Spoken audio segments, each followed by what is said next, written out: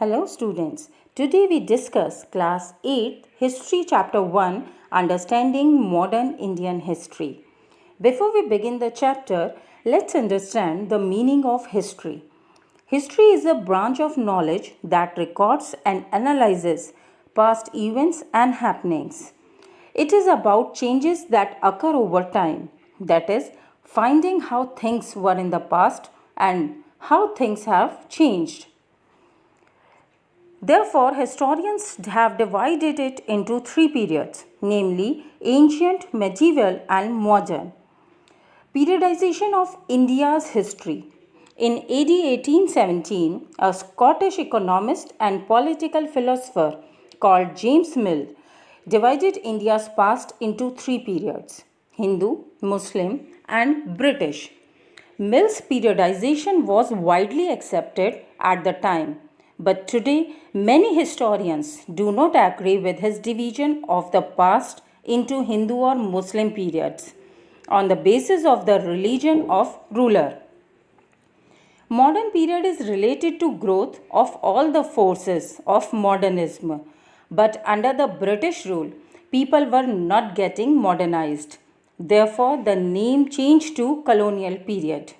Now, what is Colonial Period?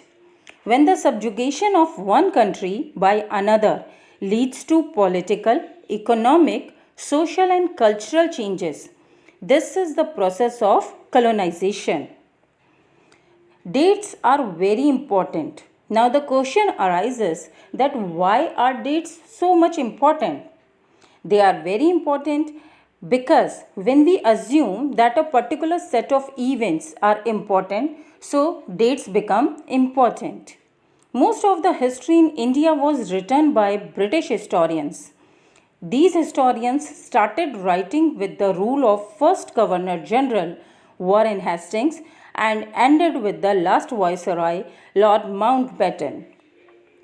There are many historical sources available for studying modern Indian history. These tell us about the history, about the records, and many other things. These are the resources which can be classified into many categories such as primary category, secondary category, etc. Some of the resources are official documents, legislation and court records, raw data, photographs, sources of writing history. All the sources of history were preserved in the National Archives. It is a record room where all the documents and letters from government and various administrators have been arranged as per dates from 18th century and are preserved in very good condition. It is established in 1920 at New Delhi. Other sources are letters, creative work like novel, music, art, etc., speeches of famous people, autobiographies, books, magazines, non-fiction books, journal, articles, newspapers, etc. But there is something that official records hide from us. Now, what is that? Records do not tell what other people in the country felt. Only diaries of people, travelers, autobiographies of important personalities can tell about literate people. No record of the history is available for the tribals, peasants, workers, or the poor.